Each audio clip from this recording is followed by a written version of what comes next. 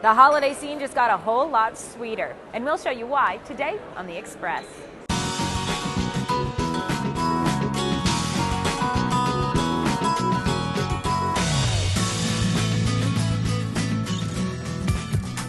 On today's show, Gingerbread Lane at the Hyatt Hotel. A Christmas breakfast for an important cause. The Down Syndrome Breakfast is a fantastic fundraiser, and it's a great opportunity for all the kids to get together and all the families. Now it's your turn. The quicker you make it, the quicker you can eat it. Holiday eats at Dirty Apron Cooking School. Great, how was first course? Sit out front to Burns, he shoots, he scores! WHL Hockey Dreams. Quick pass over to Michael Burns in a big glove. See that and more local expression. Welcome to The Express. I'm Johanna at Gingerbread Lane at the Hyatt Regency Hotel in Vancouver. Gosh, the holidays, you think you're busy this time of year? Well, imagine how Santa must feel. Not only is he getting ready for all his Christmas deliveries, but he also plays a starring role in many local events, including the 13th annual Christmas breakfast for the Down Syndrome Research Society.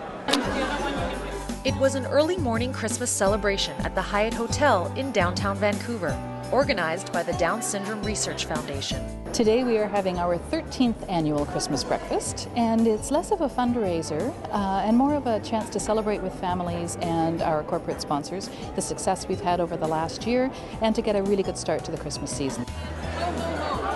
There are Christmas trees to vote on, Christmas decorations to purchase, lots of food to eat, and even live entertainment. The Down Syndrome Breakfast is a fantastic fundraiser, and it's a great opportunity for all the kids to get together and all the families, because that doesn't happen too often. I love this event because I'm inviting my family here and my sisters. I love them. Ivy Snow is one of hundreds of children and young adults who benefit from the educational programs offered by the Down Syndrome Research Foundation. Because Down syndrome is a visible minority, expectations from the general population go way down. And what people should know is that the potential for these children is enormous. All of us need to be challenged so that we can reach our individual potential, and it's the same for children with Down syndrome of all ages. They can accomplish a lot. They just need our support. I love my friends in my class that take care of me, support me, and everything I do for them, and it's great. We usually had Ivy in integrated programs, but it's been an amazing experience for Ivy. This is the first time really that she's had an opportunity to interact with other children with special needs, and so it's an experience for her for sure, but she loves it, and they've been so supportive. The Down Syndrome Research Foundation is committed to education and research, but today it's all about getting families and kids into the Christmas spirit.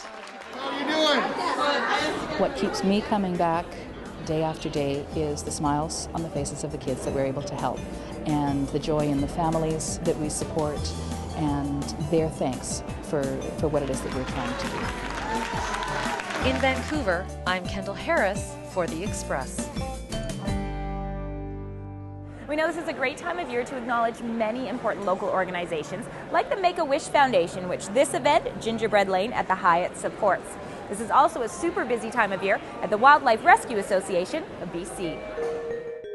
This oil-soaked bird from the North Shore was found just in time, but there's no guarantee he'll make it. We're definitely seeing lots of migratory species right now. During the summer we see more fledgling young birds, but right now, because we're on a major Pacific flyway, we see a lot of incoming migrants, so birds that are coming from areas as far away as Siberia, Russia, all sorts of stuff coming through. The injuries they treat are much more acute this time of year. Because you see a lot of birds coming through that are on their migrations, they're exhausted, their resources are physically depleted. The unseasonably frigid temperatures that chilled the province a few weeks ago aren't helping either. During cold snaps, we see a huge spike in admissions of migratory songbirds for a different reason, not only just because they're exhausted, but because when we get those cold snaps with the snowfall is even much worse up in the mountains. So we get birds such as the varied thrush, red-breasted sapsucker, grosbeaks coming down into areas where they wouldn't have been before. So you get a lot in areas such as the North Shore, North Vancouver, West Vancouver, where those birds are coming down and they're not adapted to be in these urban areas, so they're getting hit by cars and hit windows, attacked by cats. They'll take in around 3,000 animals a year, and in the past 4 months, they've seen around 500 cases. In the past week or so, we've seen quite a few birds that have flown into windows, a couple that have likely been hit by cars.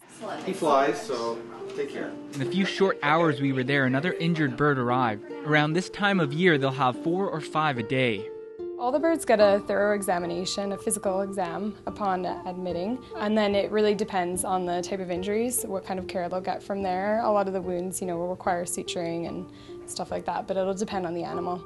This bird came from an emergency veterinary clinic in Kitsilano. I'm going to turn him back over and just take a look at his wings one by one. Nothing's feeling out of place, everything feels nice and strong, and there's good resistance. On the left hip at the back area, there's a big, quite a large bruise and a lot of missing feathers in that area. So you can see that there's just the tiniest small puncture mark, which is pretty minor compared to what you would think would happen, but that small entrance wound can be a host for a lot of bacteria. So this is not something where we can just release this bird.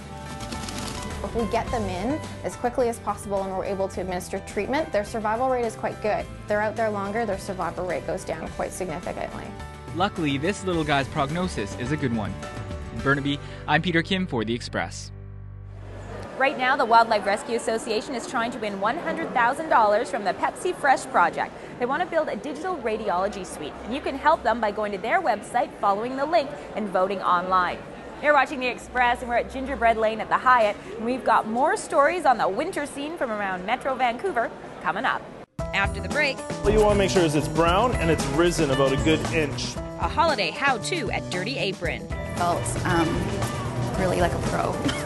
Quick pass over to Michael Burns. The Byrne Brothers Hockey Hopes. But it's cool seeing them out there, and hopefully we can develop some pretty good chemistry. You're watching local TV on The Express.